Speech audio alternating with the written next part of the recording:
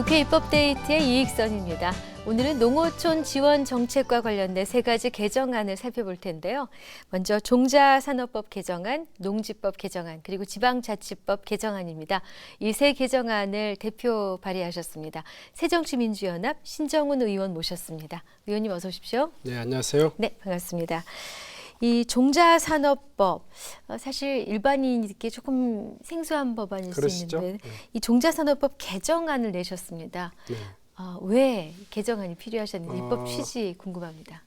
지금까지 이제 종자를 통해서 이 시중에 유통되던 그런 어떤 형태에서 네, 이제 종자를 그 모판에서 키워가지고 묘의 형태로 네네, 이렇게 유통되는 그런 어떤 상황이 아주 많이 확대되고 있습니다. 네, 소위 말해서 종자는 종자법에 의해서 관리되고 있는데 네, 종자를 한 단계 키워서 육묘해서 네, 묘로 유통되는 형태가 이제 일반화되고 있는데 아하, 거기에 따르는 유통 기준이랄까 품질 기준이랄까 이런 것들이 제정돼 있지 않아 가지고 네, 그 불량 종자, 불량 육묘가 네. 유통됨으로써 어떤 분쟁이 나오고 농민들의 피해가 증대하고 또 이러고 있어서 이런 육묘에 대한 체계적인 관리 기준과 유통 네. 기준들을 정하고 거기에 대한 책임 소재도 분명히 함으로써 육묘 산업 발전을 통해서 우리 농업인들의 소득 증대까지 연결되는 네. 그런 그 뜻을 담고 있습니다. 그렇군요. 근데 사실 공산품이 불량품인 경우에는 뭐가 부서졌다든지 이물질이 들어갔다든지 금방 구별하는데 묘의 형태로 불량품이라는 거는 글쎄 어떤 것들이 있을지. 그러니까 공산품 하면 원재료 부품이겠죠. 네. 부품이 이 종자라면 네. 그 종자를 잘 그 이 모판에서 어린 묘 형태로 잘 키운 것이 묘죠. 묘. 그렇겠죠. 예. 그런데 이 묘 형태로 지금 유통이 돼가지고 농민들이 그것을 호박이다, 고추다, 또 토마토다, 토마토다 이런 어떤 작목들을 키우거든요. 네. 그래서 이 과거에는 종자로서 유통되는 형태가 이제는 육묘해서 묘로서 네. 유통되는 그것이 일반화됨으로써 한편으로는 육묘 산업을 육성하고 또 육묘 양질의 육묘를 통해서 또 이렇게 농업인들의 소득을 지켜내는 그런 의미를 담고 있는 법안이 이번 종자산업법 개정안입니다. 네, 그렇군요. 의원님께서 파악하신 우리나라 육묘 산업 시장의 구성과 규모는 어느 정도나 되는지요? 아까도 말씀드렸지만 지금까지 종자로 유통됐는데 이제는 육묘장들이 아주 현대적인 육묘장들이 아주 많이 생기고 있습니다. 전국에 한 292개로 지난 15년 동안 한 6배 정도 늘어났고 육묘장 면적이 195헥타로 한 10배 정도 늘어났습니다.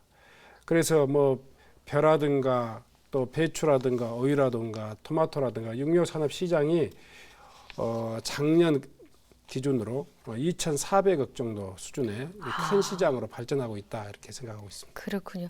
그러면은 이 종자산업법 개정안에 담긴 내용을 아까 잠깐 좀 말씀을 해주셨는데 기존의 법으로 뭔가 부족되거나 이제 손봐야 될 부분을 고쳐 나가신 건데 어떤 부분이 핵심인지 다시 한번 짚어주십시오. 실제로는 종자가 육묘로 키워져서 농민들에게 이게 분양이 될 때 그 이후에 생장돼 가지고 소출이 나려면 상당한 기간이 지나야 됩니다.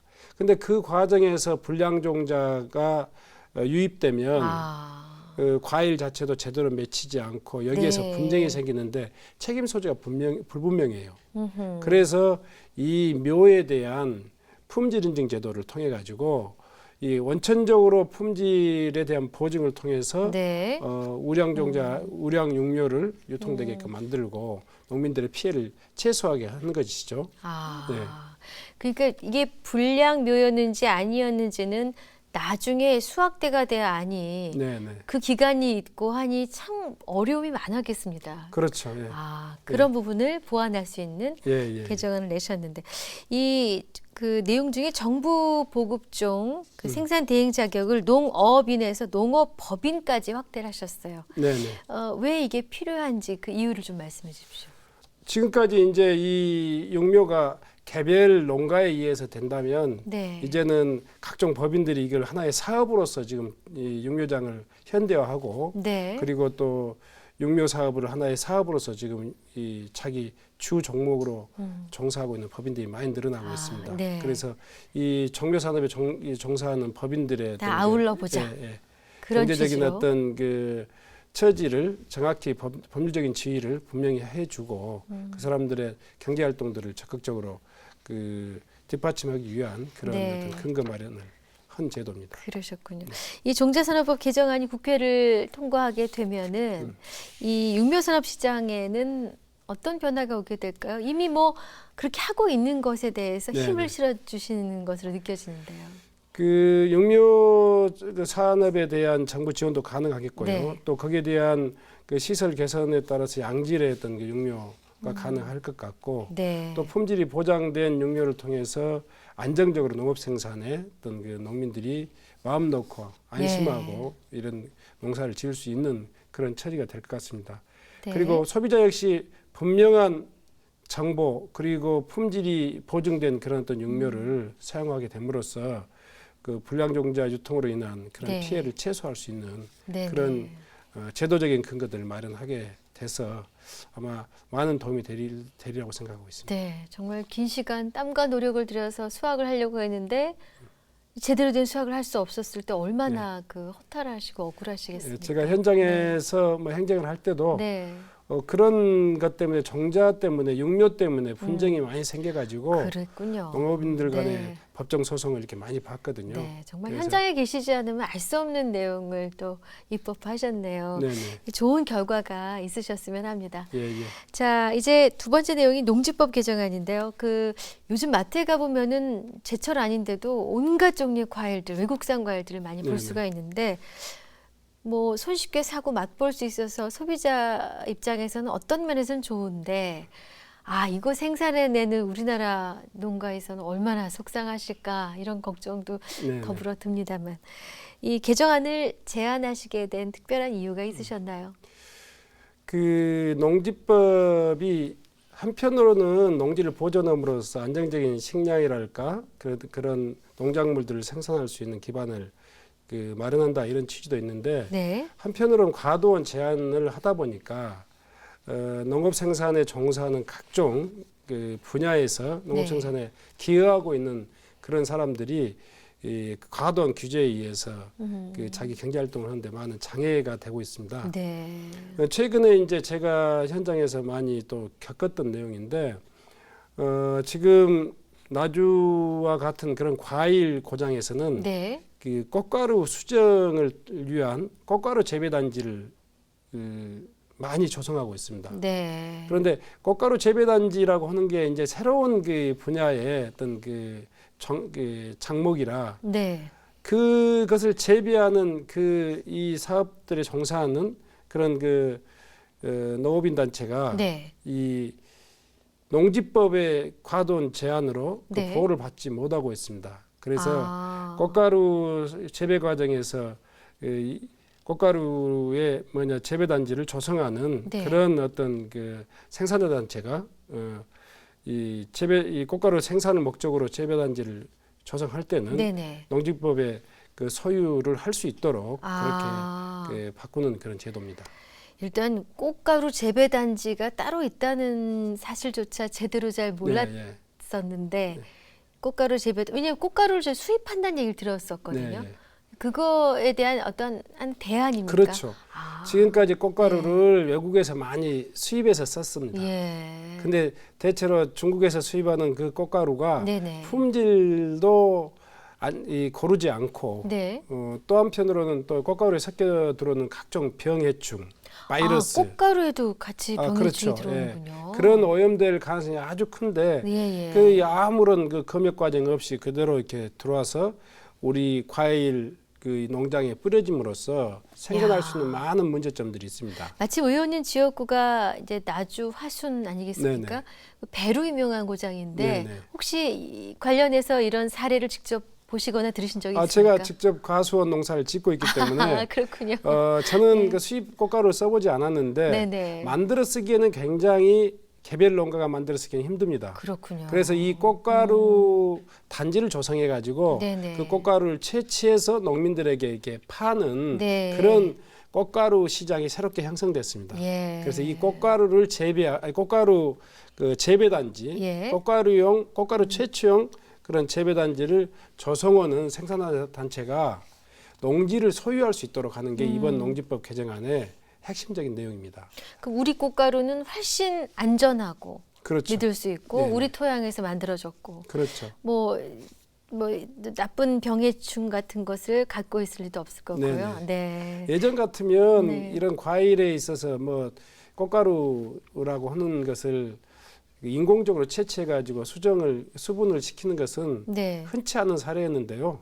최근에 이제 기상이변 그리고 또 새로운 신품종이 개발되면서 아주 수분 능력이 아주 취약한 그런 어떤 그 과일 나무들이 과일 품종들이 많이 생겼습니다. 그렇군요. 그래서 이런 꽃가루 단지가 대단히 활성화되고 있는데 이것을 운영하는 주체들이 농지 소유를 가능하게끔 하는 것이 이번 그 법률안 핵심 내용이고 아마 이것을 통해서 대단히 많은 농민들이 어떤 그 꽃가루 재배 단지를 조성하고 또 농민들에게 공급할 수 있게 될 것이다 생각하고 있습니다. 네, 이 농지법 개정안이 국회 처리가 잘 될 수 있을지 전망은 어떻게 보고 계십니까?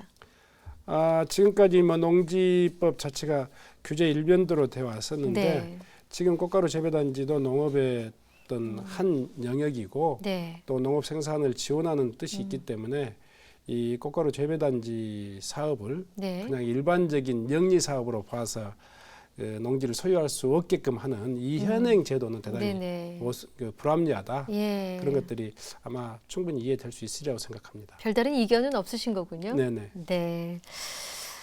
역시 전망이 좀 밝아 보인다는 뜻으로 해석을 했습니다.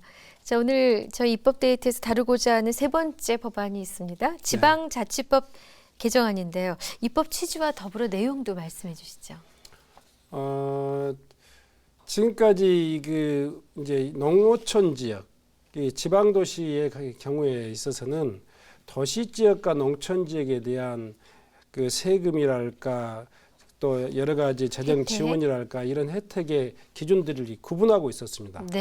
그런데 80년 중후반 그리고 90년도 초반에 이르기까지 정부가 농어촌 지역에 있는 이 특정 읍 지역을 시 지역으로 이렇게 승격시키면서 도시 지역으로 농어촌 지역이 분명함에도 불구하고 그 농어촌 지역으로부터 분리해가지고 도시 지역으로 이렇게 행정적인 어떤 법적 지위를 상향했다. 뭐 이렇게 표현할 수 있는데 그 후로 다시 이게 더 분리된 도시 지역과 농촌 지역을 함께 또 통합해갖고 도농 통합시라는 이름으로 이제는 그 농촌 지역까지 함께 시 지역으로 포함되게 되어 있습니다. 이를테면 나주와 같은 경우는 나주 읍과 영산포를 합해서 금성시라고 해서 시로 승격시키고 나머지 면 지역은 나주군으로 그대로 뒀다가 다시 이렇게 그 시 지역과 농촌 지역을 하나로 이렇게 묶는 도농 통합시가 90년대 초반에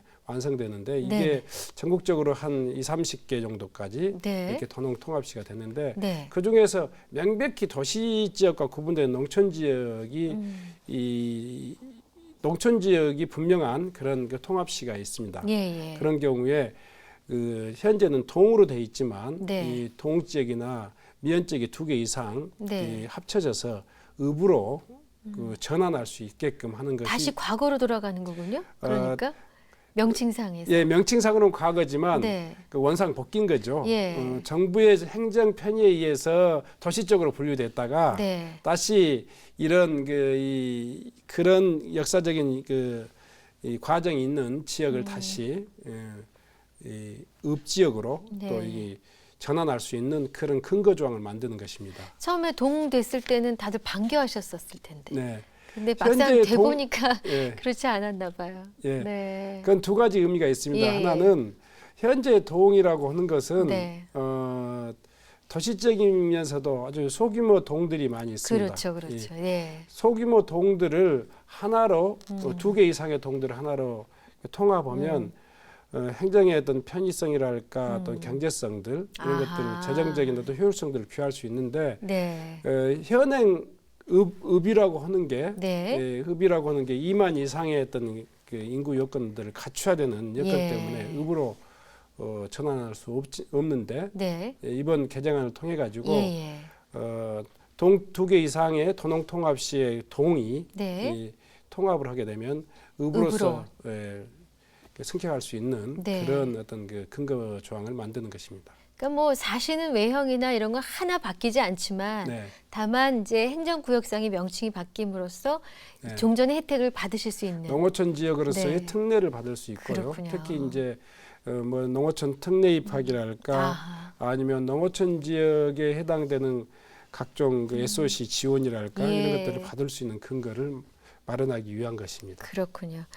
근데 현재 그 농어촌 지역에 포함된 도농 복합 형태 지역 아까 몇십 개 정도 되는 지역이 있다라는 말씀 주셨는데 이 도농 복합 지역에 거주한 분들이 제기했던 많은 민원은 아까도 말씀하신 그 부분인가요? 네네네. 네, 특례 입학이라든가. 그리고 이제 농어촌 지역에 주어지는 각종 재산세, 양도소득세, 또 건강보험료, 예. 또 대학 특례 입학 뭐 이런 것들이 이제 그 소외된 지역에서 다시 또 그런 특례가 회복되는 그런 효과도 있고 네. 또 아까도 말씀드렸지만 하나의 이 행정구역으로서 통합됨으로써 네. 2개 이상의 아주 읍면 지역이 네. 하나의 그 행정구역 통합됨으로써 예. 행정의 효율성을 기할 수 있는 그런 여건도 그렇군요. 됐습니다. 예. 그러니까 지금 규모로 봐서 한 2개 동 이상이 하나의 읍으로 전환할 수 있는 그런 네네. 조건이군요. 네. 예. 어떻게 이거는 잘 되실 것 같습니까?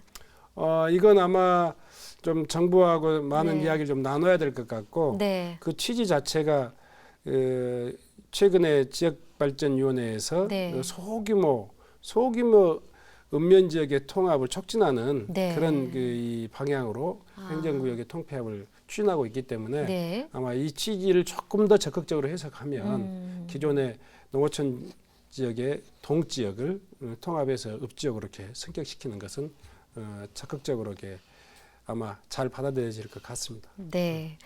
자, 끝으로 올해 주력하고자 하신 그 현안이라든가 또 새로운 입법 계획이 있으시다면 네. 소개해 주십시오.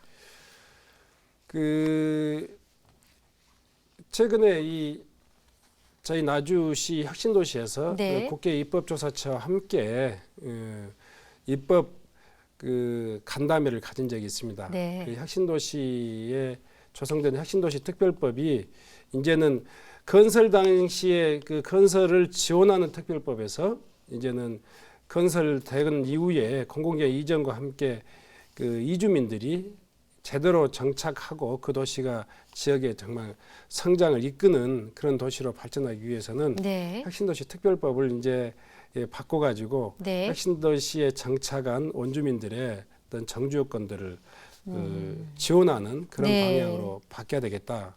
이런 생각을 가지고 혁신도시 특별법 개정안을 준비하고 있습니다. 네. 여기에는 특별히 혁신도시에 이전한 정부 공공기관과 또 그 지역에 있는 대학과 네. 각종 연구기관들 산학연 클러스터 산학연 센터 지원 산학연 클러스터 지원센터 뭐 이런 것들을 담고 있어서 아마 혁신도시 발전에 있어서 대단히 중요한 네. 입법 과제를 지금 준비하고 있다 이렇게 말씀드립니다. 네, 바쁘신 가운데 또 저희 입법 데이트를 위해서 오늘 3가지 법안이나 준비해 주셨습니다. 의원님 감사합니다. 네, 감사합니다. 네, 입법 데이트 지금까지 새정치민주연합 신정훈 의원과 함께했습니다. 시청해 주신 여러분 고맙습니다.